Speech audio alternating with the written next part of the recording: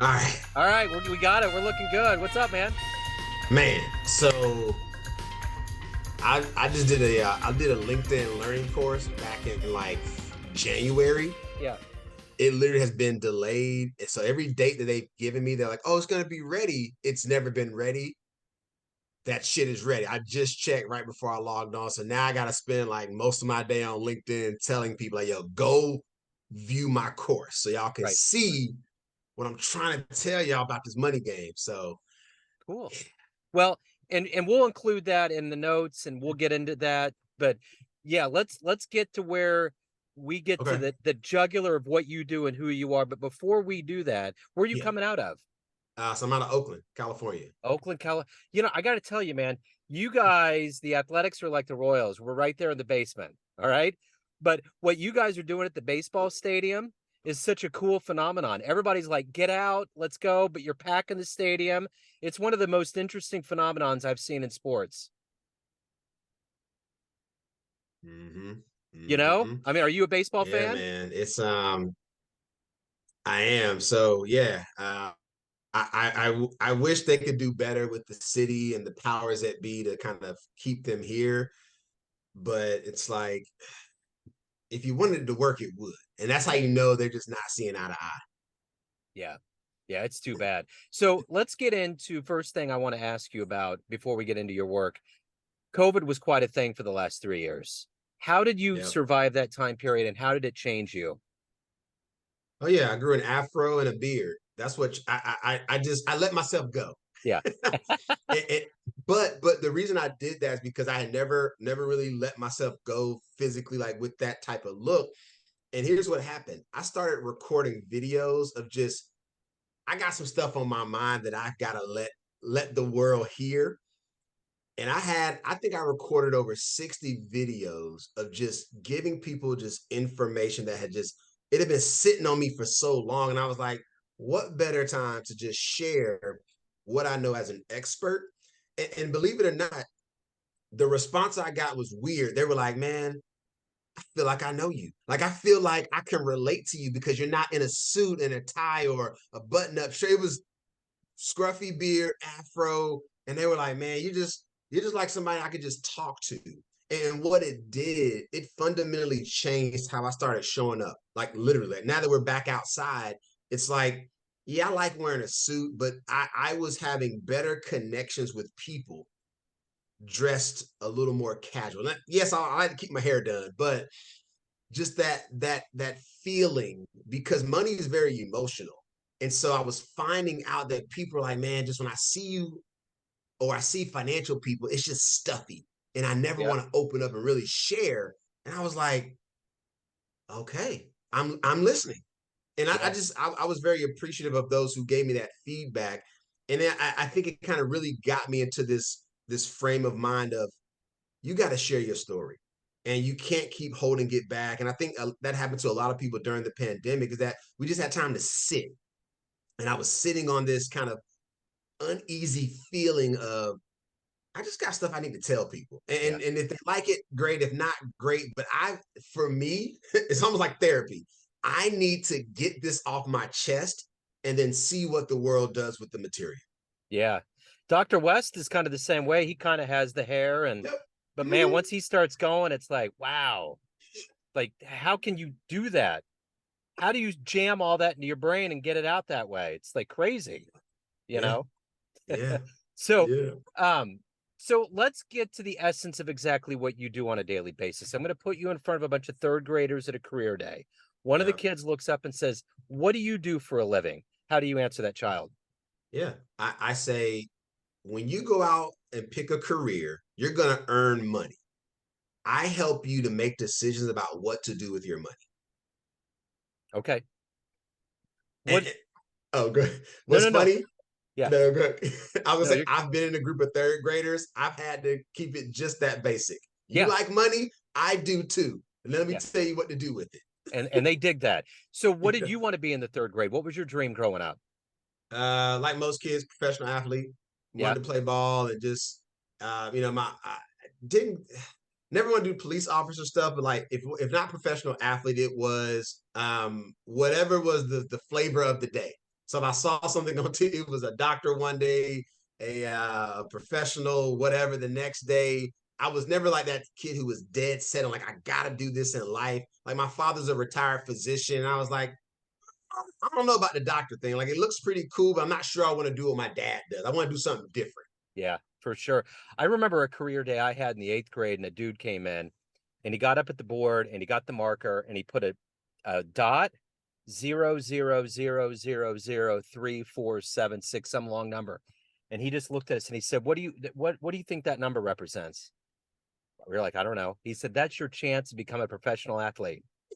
We were like, wow, that's nothing, you Yeah. know? Like not just baseball, not football, not All of them. any of them. Yeah. Yeah. It was wild, really wild. So let's go back to where you were born and raised. How did these seeds get into you? I mean, you kind of touched on it a little bit, but how exactly did the seeds get into you to want to help people with their money and live their dream? So originally from Durham, North Carolina, I'm the youngest of three. And I didn't really start questioning stuff till I was probably like in high school where I realized like I knew I was different. Like my parents had a few dollars, but I didn't understand the bigger game that was being played. And so going into college, and I actually was fortunate to get a baseball scholarship. So the dream was still alive. Okay, just so you know, the dream was alive Yeah. Yeah. until college. And then I was like, okay, I'm not going pro. But it was like majoring in business and then understanding that everything that we do, like money influences it like directly or indirectly, just because that's just the nature of living. And I was just curious. I was like, I don't know enough about this stuff, but it's on the news every. What in the world is the Dow, and why is the Dow so important? What is that number that says up and down? Why is that even important? Yeah. And so it was this curiosity of seeing, like, okay, the world cares about this stuff, but I wasn't seeing people in my community who were really into it. It was like, do y'all know about this Dow stuff and investing and saving and planning? And it was like, yeah, that's not something we talk about. Uh-oh. Now you've got me. Why don't we talk about this? Again, natural curiosity of why don't we do these things? Or why is this a certain way? That curiosity continued to drive me. And then getting out of college, getting into financial services right out of college, I had even more questions. But now I called my parents. I was like, y'all got some explaining to do. And I need to know. Yeah. And I think I was fortunate enough to have parents who were just like super honest about like the struggle and how they came through it and how so my sister is 14 years older. And so how they didn't have it figured out when they had her young. They were like, we just had a kid and we had to figure out life like most parents. And then they had my brother 10 years later and then me 4 years. So I got lucky that I was born last because my parents had kind of worked out the kinks. So Yeah. I joke, but I say, I came out perfect. My parents had the perfect plan because they had two experiments with the other kids. So, but it was so cool, Joe, to kind of like hear my parents talk about like, yeah, this isn't something that people in our community, like black people don't talk about money in general. And then as you get into certain communities, like, yo, black people, we don't talk about this ever until we have to. And my mom and dad both, they said something major to me that I thought was like, it's not even earth shattering, but they both said it on separate conversations. We expected to do better. That was it. It wasn't we were going to be great investors, business people, real like it wasn't this like one thing, except they shared this common value of like we value taking care of our family and doing what we need to do to build our wealth and grow our money and assets. But we got to have a higher expectation than what most people look at us to do. So the bar was pretty much set before I was even born of what I didn't know I was born in this, Joe. Like I got lucky, man. Yeah. But then figured out they did pretty good. So I almost felt obligated that I got to do a little bit better. And so now, as a father, I'm doing the same thing for my daughter. Like my wife and I had a talk before she was born. She's been here for a little over a year, and it has been like just boom, boom, boom, boom, because we expect it. So when she grows up, she'll hear the story of her grandparents. Then she'll see what we've done for her. And then what do you think she will do? Do the same thing when she starts a family. So now, as I talk about disrupting generational poverty, well, it's getting disrupted in real time. So Yeah. it's no longer this pipe dream, this fantasy. I'm a real person who's not famous. Like, I'm showing y'all what it is going to take, and I'm trying to lead this life of, let me just keep showing you. I'll keep talking and sharing stories, but maybe it's not the right day or time, or maybe the weather's not the perfect, like, there's always some excuse as to why we can't do this work. And I continue to be somewhat critical of people who continue to make the excuse. Can we just acknowledge where we are and move forward? Because that's where I want to spend my energy. Like, I know it was bad, and all we want to do is talk about the struggle. That's not exciting. Yeah. Talking about the struggle doesn't get me up in the morning. Figuring out how many lives I'm gonna impact, now that got me up at 6:30 this morning, had me walking for an hour, texting and calling and just letting my mind be free. So it's to this day, I am still curious about why certain things don't exist, or why certain communities and people think of a certain way. And I'm just trying to disrupt the way they think about money, and the way they, if I can get them to unpack some of those emotions, I get really good results when I change the way you think and feel. If I don't do that, I'm useless. I'm just another guy. Yeah. It's textbook therapy. They always say, let's not hang up on the struggle and how we got here. What are we going to do? And that's kind of Yep. the idea of what you're talking about, especially with your daughter. What you're doing is generational wealth. You're putting in ideas that will be almost like a genome map. It'll just be woven in Mhm. to what Yep. she does, which And, is brilliant. and she won't know another way of life. Yeah. I mean, think if you know anybody who came from some wealth or some means, they just moved. You're like, I don't understand y'all. Yeah. Yeah. And it's not for you to understand, because, like you said, it was already in place. And Yeah. all you need to do is learn about it and continue to execute. That's it. So Yeah. your job is a little bit easier, but there's still like this responsibility that you've got to carry the torch. Actually, I'll give you a better analogy. It's like, I heard this guy, God, I can't remember who said it. He was like, your family, it's almost like you're running a relay race. You're on the track with the baton. And he said, in your short sprint of a life, you're supposed to run as fast as you can and stay focused on whatever it is you want to do. And he said, when the time's running out and you slowing down, when you hand off that baton, it should be in perfect form. You're not worried about who's on your left, who's on your right. You just hand it off, and you hope you hand it off in a manner that your child picks it up and stays in perfect stride, and then they run their race. And so everybody's trying to do a little bit better on their leg of the race. And so when he said it, I was like, cool. My parents are running their race. I got to run my race. So we all kind of run them concurrently while we're still here. And then when one leaves, you just hand it over. And it's a Absolutely. seamless transition. Absolutely. So let me ask you this. Who's been kind of a hero for you in your life? My dad, for sure. I mean, that's the cliche one. My dad, of seeing like what a real man does. Like, he shows up. Um, but aside from my dad, there was a book that I read in college.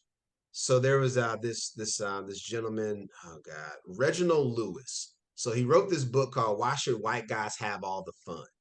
And he was an attorney. He did one of the first, like, it was like the largest leveraged buyouts. Excuse me. So I'm not an attorney. I'm not doing buyouts of companies global, but reading how he moved, I mean, you couldn't tell him he wasn't going to be great. Yeah. So he goes. So I'm also a product of a historically black college. He was also one. He goes, I think it was Harvard, to get his law degree. So he's playing the game, right? But he was always like, here's what I'm doing, which is why I'm playing the game this way. And he was a cold businessman. Just, you won't go mess with him. He was taken from the earth a little soon. He was like 50, 51, had a, I was, a brain tumor. But just reading his book in my 20s, I was like, yeah, I'm not an attorney, but I need to take some of that energy and apply it to my profession as a financial expert and just keep going, Yeah. because he wasn't going to settle. Yeah. And so I have not settled. I keep going. So if you can meet anybody alive on the planet right now and spend some time with them, pick their brain, who would it be?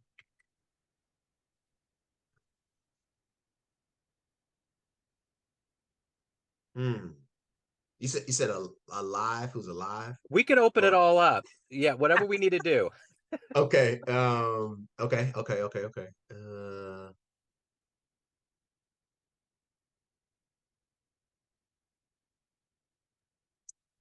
Ooh. All right, I gotta go with somebody who's deceased. And can I only pick one? I know I'm You can pick a few. Yeah, yeah, you're good. so I would love to spend some time with both sets of my grandparents.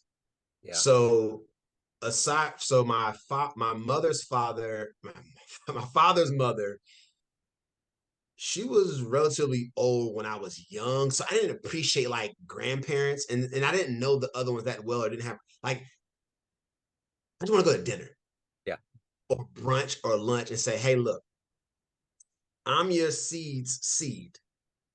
Tell me your story. yeah, And I just want to hear the stories of like they dealt with real racism in the South and all the stuff that I have had to learn about, like they lived it. And I think that would be the coolest thing if I could, you know, go back and like, I want to be this age and then talk. Like I don't want to be a yep, little kid I want to be like this age and then say, look, I'm gonna hit the pause button and I'm gonna go back and we're gonna go out to eat. yeah. That's a great answer, man. I love that. So let me ask you this. What's the ultimate motivator for you every day? To do your work, to help people out, to get them where they need to go. You're not just going into a job, you're giving of yourself. What is that motivation for you? When I die, I want people to say roughly the same thing. I want it to be like three sentences. He did this, and this. And I want people from all walks of life to say that. And if that's the case, that means you had a profound impact while you were on this earth. And for some, and it happens now, honestly, where people who have been following me for a while have said the same word, and I love it. So I know I'm doing the consistency is the word that shows up. Jasper, you've been doing this and I'm like, I know, since I was 21. I'm almost 38 and I have stayed on this. I knew what I wanted to do fairly early in my career. And I've just kind of zigzagged and had setbacks. But they're like, man, you have not quit. And that is also another thing. I don't quit, especially, especially when it's something that I'm passionate about. And so I want to have this impact. I want to be authentic and genuine. And then I want to have people share that with, hey, I want to move people. And I did one of those personality tests where this was like how do you show up and speak to the world? Like how do you communicate? And in my write-up, it said, you say stuff for impact. And I was like, you're doggone right. I have pissed people off, but it was the truth. I have made you laugh because you needed to laugh. And so I'm just aware of like, I've got to say stuff in a manner that gets you to go, oh, this guy's incredible. I don't know what he does, but just and when you hear people talk about people who they revere, that's how they make them feel. And these are people who just maybe they're famous or they have an impact in their community, and sometimes people don't even have a relationship with them, but they've heard so much about them that they feel like they're your cousin. Oh man, I know Joe. Me and Joe go. Joe don't know you, but you feel this connection, and so I want to have that connection, and especially in this financial sense, where it's like it's okay to talk about money. It's okay to acknowledge the struggle, but thinking about the solutions going forward. It's okay to not know what you're doing because I don't know what I'm doing some days. So we all are in the same boat, but I'm really good at this money thing.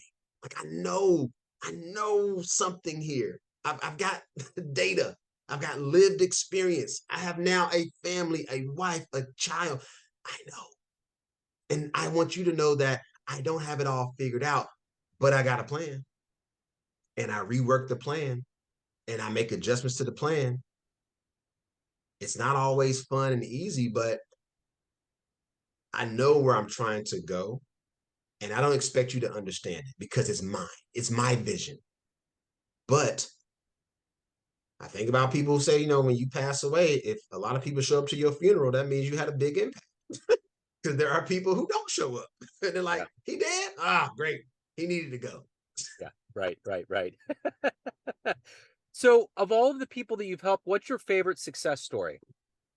Oh man, the favorite one it's usually around the kids. And I think now that I have one, like I'm living it, like it's incredible to see this little person grow that you're like, oh, I kept them alive. This is great. But it's been the families that I've helped do some planning around like college or like, their kids, of giving them kind of that good head start. And it's being that I've been in the industry long enough, their kids are like in college. I'm like, oh my God, I remember they were little. And I remember you were afraid to set up the account. You didn't know how you were going to fund it. But now look at that. Look at the impact that we had on your next generation, and look at the head start you've given them. Man, it is an incredible feeling when you see a parent when they're like, I don't know what I'm gonna do and I can't figure it out. And you're like, let's just get started. And then fast forward, 15, 16 years, you're like, what I tell you? I told you it works. You didn't think, but you just couldn't see it, right? And it's me having heard enough stories from my elders who have raised children, my parents and other parents and family, and they're like, man, if you can just get through to some of these people early on in life, it's going to set the tone for their kids. Or on the flip side, it's the person who's nearing retirement who's like, I got this like 5 or 10 years. I've been around long enough to like have helped people retire. And it's incredible when you can say, you know what today is? The day I throw up the peace sign. I'm out. I'm retiring and I know I got enough money. Man, having a client tell me that, I'm just like, let's go. Let me take you for a drink. Like, I want to drink and celebrate. And it's on me because you did what was required to get what you want. And so part of it is seeing that, and people say this, everybody has greatness within them. It's just sometimes it just doesn't come out. Yeah. You see it some days, it's fleeting in other days. But when you in that zone and you're just living in your purpose and you are focused and driven, it works out. Yeah. And Yeah. so being able to live through those experiences, it's pretty cool, man. Like it's such a cool thing to see that happen and see how I did one small thing. And I always say it's small, but it has this like profound impact, long past like whatever I got paid to do. It's like, no, look what happened. That's priceless. I got Yeah. like 2 cents off of that deal years ago. Look, you see that smile? You can't put a price on somebody's happiness. You Yeah. can't. Right. Yeah, absolutely. Of all the things you've accomplished up to this point in your life, what are you the proudest of? Getting married and having a baby. I it was all about me. Like as a single guy, I was like, hey, I just want to like share this with somebody because it would just be fun to share it and then go through, another challenge of like, yo, can I chill out and just have one? And the answer is yes. 2 years and counting. We're making it happen. And then having a child that's like the ultimate like, yo, you really have. I think people like we were ready, and I think I get this joy on knowing that I did it. Yeah. I did it and I'm continuing to do it. And I think it's cool to have that support where it's like, who else is going to be like in that cheering section? That wife who you devote your time to. And then my child who that love is just like, you can't, it just seeing them smile and knowing that all the work I'm doing is going to impact them. Ah, I sleep good at night, man. Knowing that I'm living my truth and knowing that I have my team, my squad. I got a squad now. We'll probably do another kid or two. So it's like I'm building this team where it's like, it's all about the team.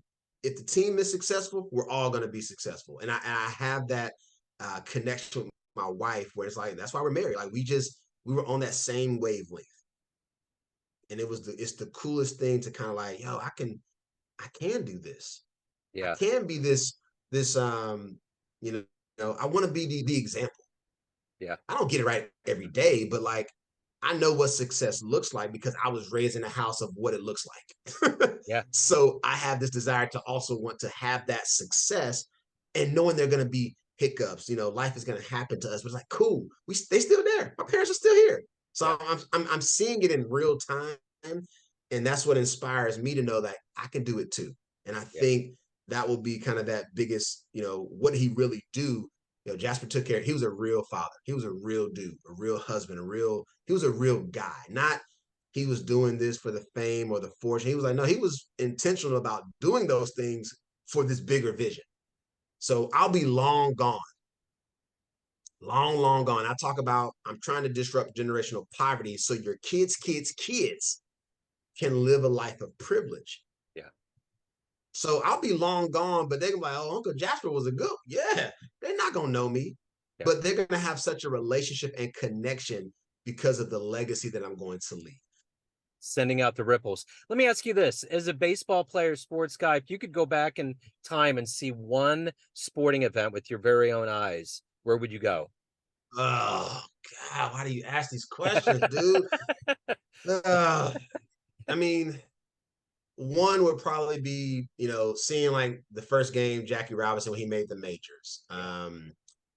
I would say because that's like monumental. Like I would have loved to attend some of the Negro League baseball when it was like the thing.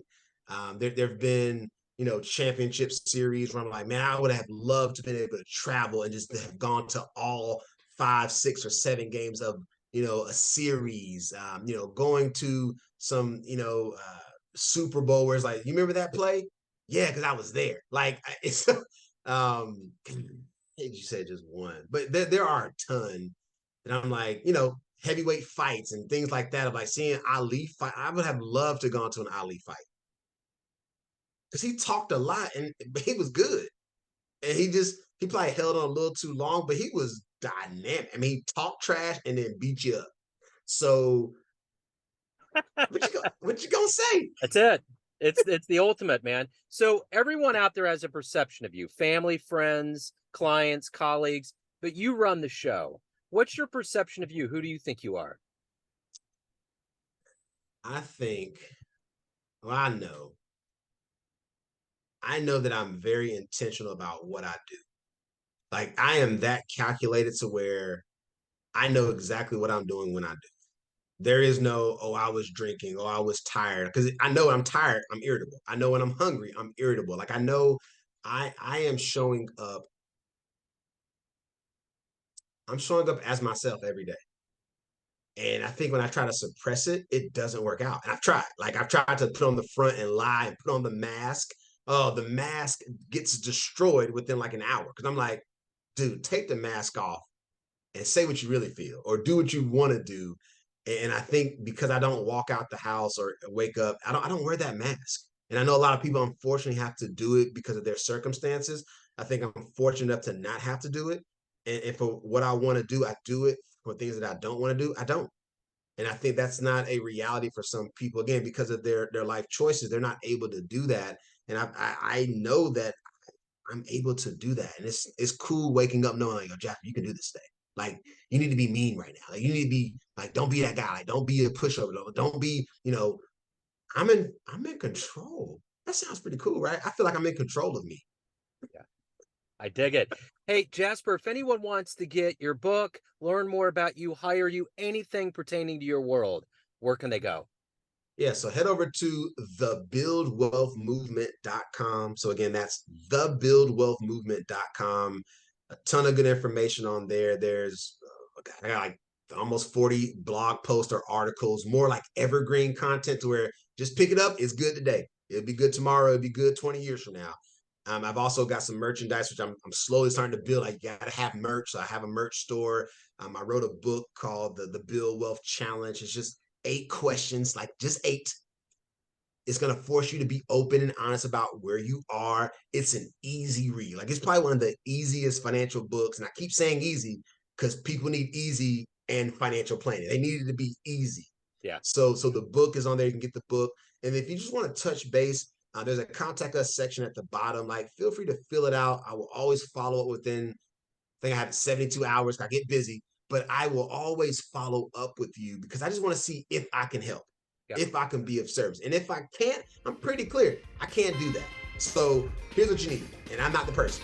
So if I can help, I want to. If I cannot, I'm more than honest enough about what my limitations are. I know my strengths, and again, if I can be of service to you, feel free to reach out. Right on. Jasper, I like your style, man. Thank you for your story. Thanks for what you're doing. Best of luck with everything, man. Yes, sir. I appreciate you. Thank you.